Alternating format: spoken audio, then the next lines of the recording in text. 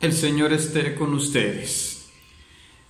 Vamos a pasar a las consecuencias del pecado en esta reflexión que hacemos de la antropología teológica especial. Y allí vamos a hablar de los frutos, las consecuencias del pecado. Porque los seres humanos a veces no tomamos conciencia de lo que nos está pasando cuando obramos el mal. A veces decimos que fue mala suerte, pero recordemos esa frase que dice, ¿no? Nada sucede por casualidad. Qué bueno mirar qué está pasando en nuestra vida para que a veces nos vaya tan mal, aunque a veces también una persona que obra mal por un tiempo le va bien. Es un poco la reflexión que se hace en el libro de Job, ¿no? Pero ya Pierre Schonenberg, en este padre que habla sobre el pecado y sus consecuencias, en el tomo 2 de Mysterium Salutis, nos dice que el pecado trae consecuencias, igual que la injusticia. La realidad muestra que el pecado amarga. A veces nos encontramos gente que es cruel, que es terrible, que no reconoce que se equivoca, que necesita cambiar. El pecado enfría la caridad, ¿no? Un esposo infiel se puede volver maltratador, o una esposa infiel se puede volver, en fin, terrible también. Esto daña las relaciones humanas, ¿no? En el trabajo, gente que humilla, gente que desprecia. Esto trae vicios, trae violencia. Entonces el hombre en pecado tiende a autoaniquilarse, ¿no? A veces uno ve gente que consume droga y mire cómo se pierde, cómo termina terrible y da lástima, pero la persona no quiere cambiar, se hace daño, se corta, se busca, en fin, hacer daño. Por eso es tan terrible el problema de la droga, ¿no? Vemos las personas cuando no consiguen droga y tienen ese síndrome de abstinencia, cómo se hacen daño, se cortan a veces hasta los brazos, en fin, bueno, tantas cosas, ¿no? Por eso el suicidio espiritual es esa búsqueda de autoaniquilar la persona, ¿no? Vemos que la persona no quiere cambiar. Sí, yo estoy en este pecado, ¿y qué?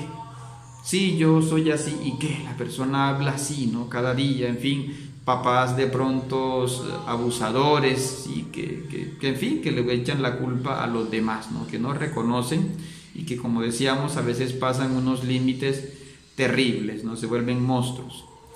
La persona entonces desprecia la vida espiritual, ¿no? Desprecia las buenas obras. ¿Para qué voy a visitar a un enfermo si eso, en fin, eso huele feo ese lugar?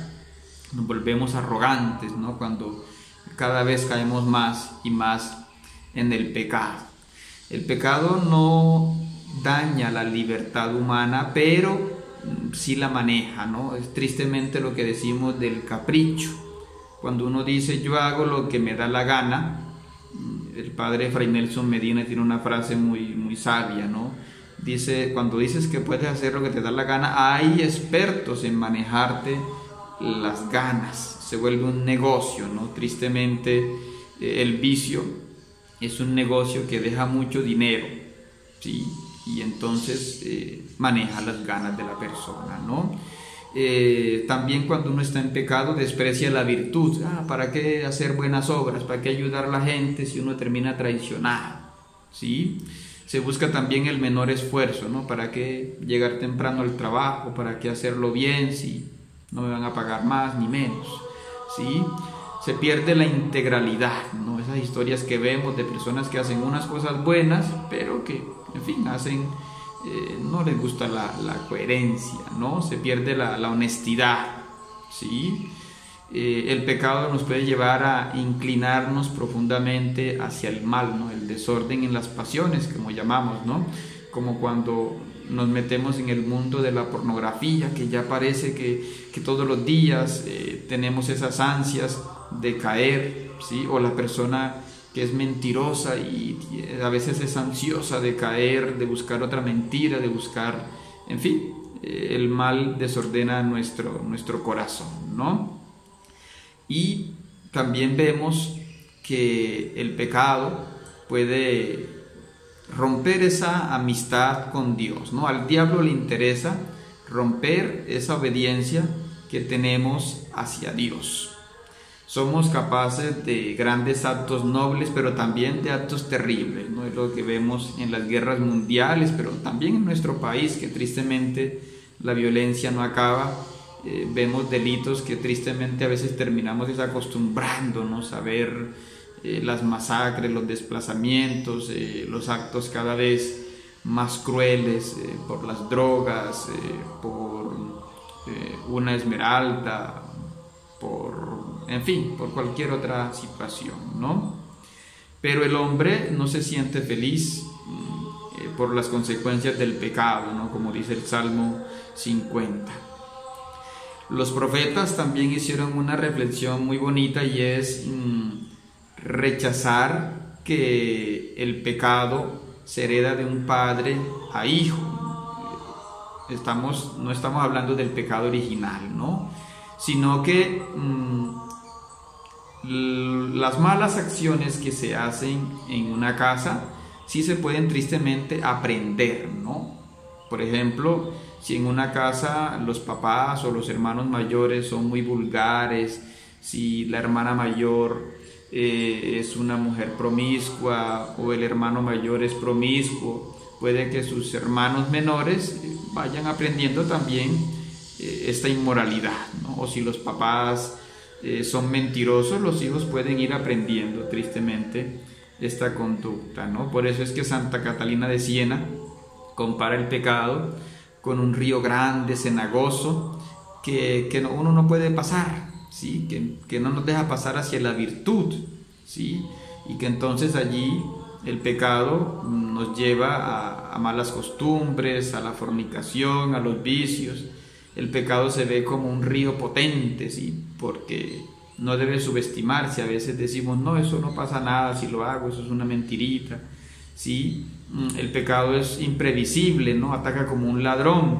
Entonces uno dice, pero ¿cómo así? Yo no quería hacer eso y mire dónde terminé, me metí con esta persona, en fin. El pecado es seductor porque se ve atrayente, limpio, todo el mundo lo hace supuestamente, ¿sí? El pecado es engañoso, ¿no?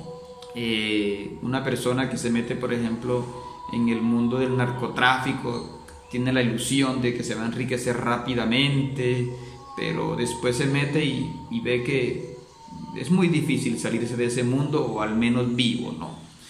Y el pecado, dice Santa Catalina de Siena, es como un río implacable, no perdona, ¿sí? Te traga, te ahoga, ¿sí? Va matando, es homicida.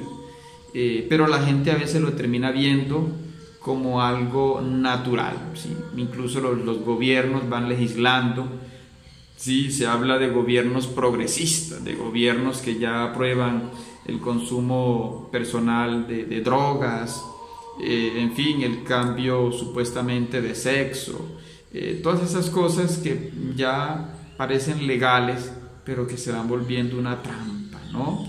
Y es aquí entonces donde entra el tema del pecado original.